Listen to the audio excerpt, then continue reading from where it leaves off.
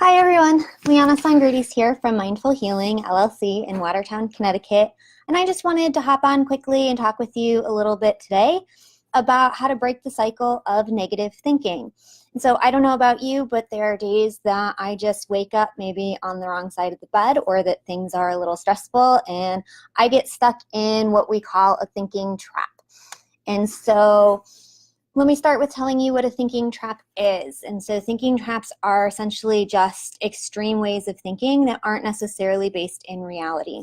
And so that can look like black and white thinking or all or nothing thinking, where we're really struggling to kind of see the gray in the middle. And so it's either a really good day or a really bad day.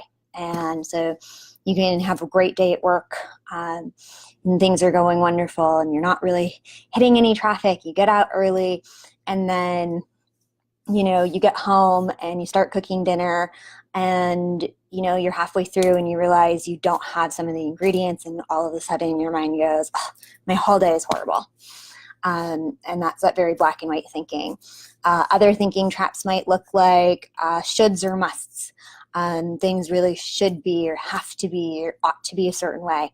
And if they're not, then, we kind of throw the baby out with bathwater. And it's very hard to sort of navigate around that. And there's lots of other sort of thinking traps that we can get stuck in. And if you'd like, you can message me or put your information in the comments below, and I'm happy to send you a list of some of the thinking traps as well. And so, the question is, what do we do when you're stuck in that thinking trap and that negative way of thinking? We often get on that hamster wheel or that record player, and our mind just keeps going and going and going, and it cycles into impacting our mood and our actions, and impacts the people around us, impacts our relationships.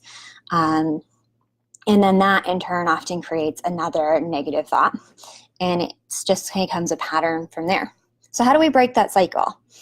A lot of times we want to start with challenging the thought. We want to start in sort of our mind process and say, well, if this isn't really based in reality, this is extreme thoughts, then I can really challenge that.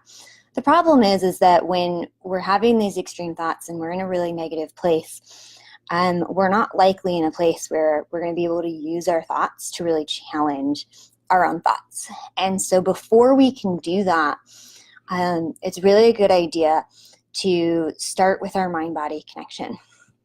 And so I find it really helpful with the teens and the clients that I work with to really look at breaking the cycle by changing our body's chemistry and by reconnecting, our mind-body-soul connection.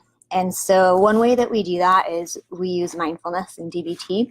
We would refer to it as our observe and describe skills.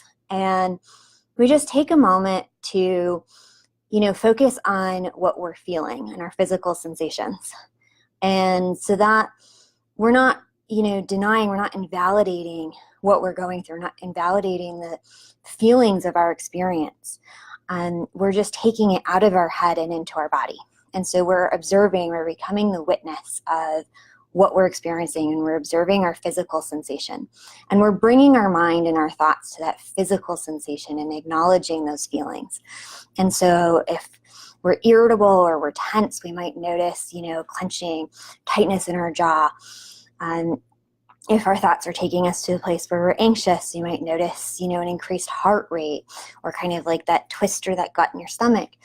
And those feelings might be different for everybody, but it's just taking that moment to really bring your thoughts to that physical sensation and allowing it to be non-judgmentally, and just kind of breathing through it, feeling your breath, focusing on your breath and breathing through that, and acknowledging that whatever you're feeling, that is okay.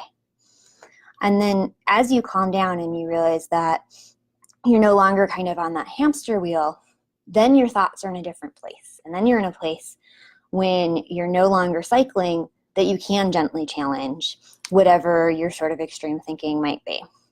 And so that's a good time to maybe start asking yourself some questions really take a look at what was going on. So you might say something to yourself like, you know, am I making any assumptions?